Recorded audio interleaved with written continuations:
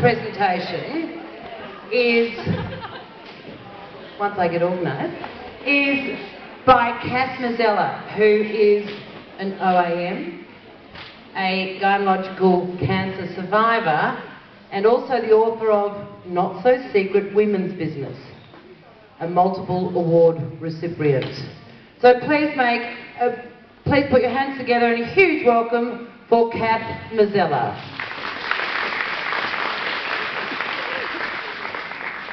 Thank you. I'm on a mission in life. As a gynaecological cancer survivor, I discovered millions of women with polycystic ovaries, endometriosis, fibroids, prolapse, you name it, and most things below the belt. So I've had to work for 20 years to see how we can change the way we perceive gynaecological health. I don't know what you've done to me. I've just lost some underpants, sorry. Oh, you lost vagina, actually. So I had to find a way to add a bit of humour and a bit of interest to change the way we think. So I've decided that we'd have a fashion parade here, and I might get Kate, you to announce the lady bits. I'm just having trouble with my vagina. It's actually not my vagina, it was yours, wasn't it? Sorry. Oh, hang on. Now, well, come on girls, it's part of our bodies. Now, the first of our wonderful models is Miss Orgasm. Woohoo! Now, you know what this means, girls? We're never ever too old, nor are we never too late. And look, it might get a bit slower as you get older, but that's fine. Not a problem. Can still be orgasmic. And if you don't use it, you lose it.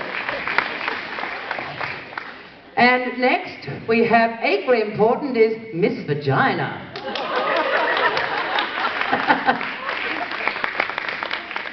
Oh, flaunt it, Robbie, come on. And now we have Miss Uterus. Looking fabulous there. Thank you, Sarah Kenny, being our wonderful Miss Uterus for the day. And next, we have Miss Vulva. Yes, I remember that. Why did we not have these sex education lessons at school? Clearly, we've waited all this time, and it's so obvious. Oh, well, come on, this wasn't my test. Oh, she expects me to know. This is so unfair. I'm only in a tutu. Oh, they're the ovaries. Of course they're the ovaries. I mean, can't we tell they're the ovaries? There's something so like them that looks like ovaries, okay? Come on, I'm just not quite sure. And last, but by absolutely not least, is Miss Glitterous. Now, no prizes, but I've got a plant in my garden that Anna Roberts is not here today, is she? And I know her mother-in-law is, but we call it clitoris, but it's actually another. There is a plant that's called something similar. Anyone know what that is? I mean, the whole world, even gardens are full of plants. Anyway, Kat, I won't embarrass you anymore. Back over to you.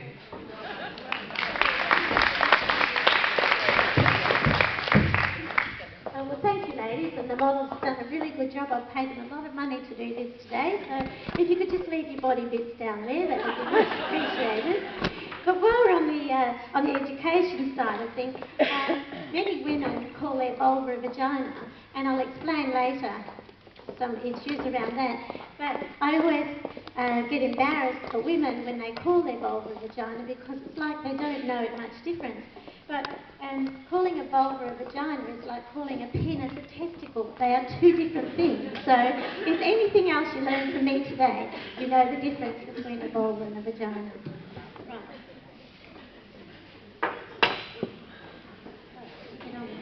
Right. So I'm in the business of removing taboos and stigmas after my 20 years since my gynaecological cancer. And it's been a mean feat for me to even get here, but I so appreciate you inviting me to speak so I can share my knowledge. So I want you to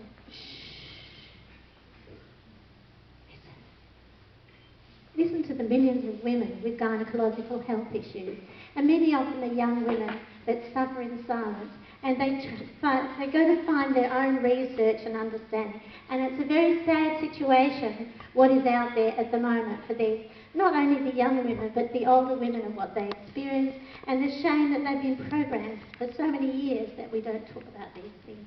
And there is a lot more to us than our breasts, so I think it's time we went below the belt to talk about these things. So, I've just mentioned those body parts. But some women are dying of shame, and I just don't think that that's fair in the world. They're dying of shame because we're not talking about it as women. But I think it's because we've been socially programmed from thousands of years ago. So the amount that I have changed over the last 20 years still has a long way to go. So, but I want to remove the shame, and I want to, like we've done today, just make it normal and make it fun and make it interesting, even though it's a very serious topic. So, what drives me? A lot of women back in the I was born in the 50s, there was a lot of shame around gynaecological health. But my mother was pregnant at 18 and Kalgoorlie, and so she had to go to Perth to have a baby, so the family didn't have to have the shame.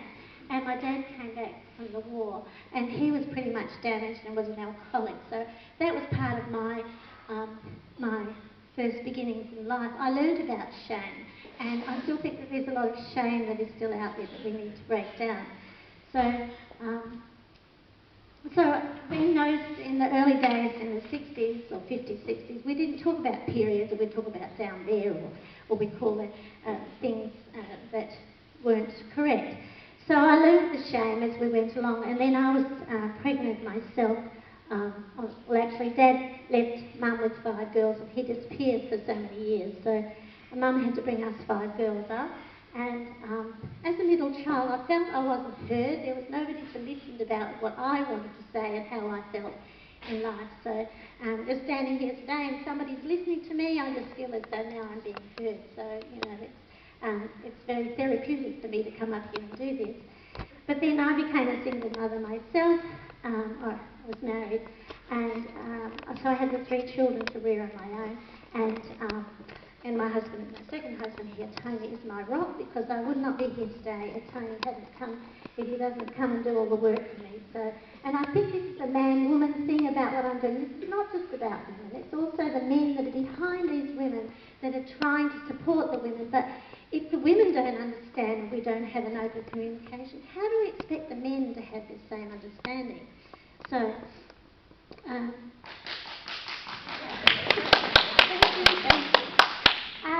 so anyhow, Dad returned to die in 1988, and there was a lot of stresses around that because Mum was angry with Dad because he'd left her, and yet I felt sorry for my dad, and I wanted to love my dad and all that sort of thing. So there was a lot of complications going on around that. But Dad died, and then 18 months later, Mum had a mastectomy. My older sister had a mastectomy, and then Shirley became a quadriplegic, and I thought, well, then her husband left her, and I thought, well, I can deal with this. I was a busy working mother, and nothing wrong with me.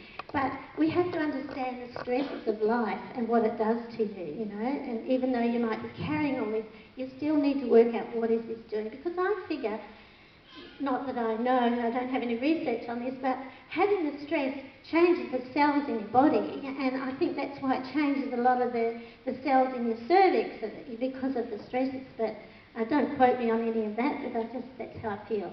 And then my sister, who was a quadriplegic, she actually had a mastectomy as well. So I know the breast cancer road, and I still walk on a raised edge whether I will end up with breast cancer or not. But I've taken that risk, and we'll just have to see what develops. Because I feel like I'm in control of my life now. I love what I do, and so I think that that is keeping myself safe. That's the only thing I can keep a hold of at this stage. So I used to get my education from the back of the toilet doors years ago. They'd always say, well, go and have a pap smear, and I think, but why don't men have to have these things? I couldn't quite understand why we have to do this. But that I'm sure that not only I had, but other women had also. So I had an abnormal pap smear and I was sent off to have my cervix lasered, and then I went out the door and I thought, why did I have to do that? I just was so confused and not having a good education, but even if you have a good education, sometimes we don't know about these things. So then I discovered a lump in my vulva. Well, I've taught you today already what the vulva is. It's the external genitalia. I went to 2 GPs and 2 gynecologists and I was told that it's common to have lumps there and not to worry about it, and I was so embarrassed that I'd even ask and even to be examined there. I thought, oh.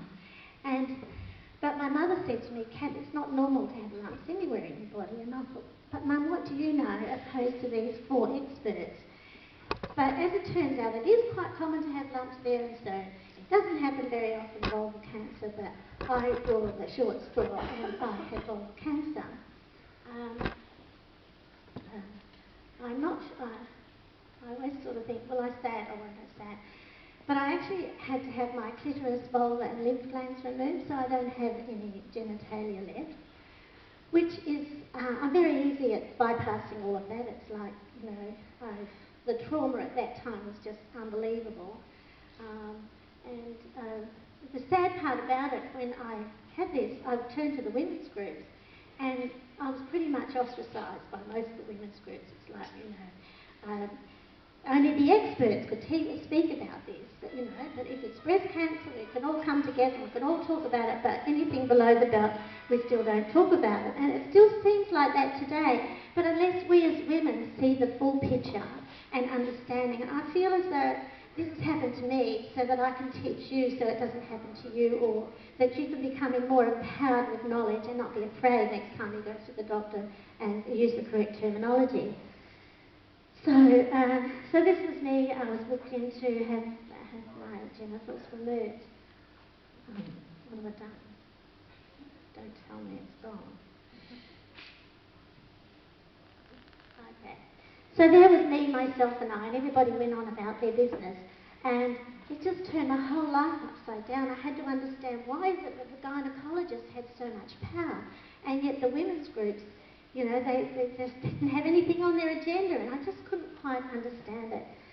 So again, I felt like when I was a child, I wasn't being heard and nobody was really taking any notice. So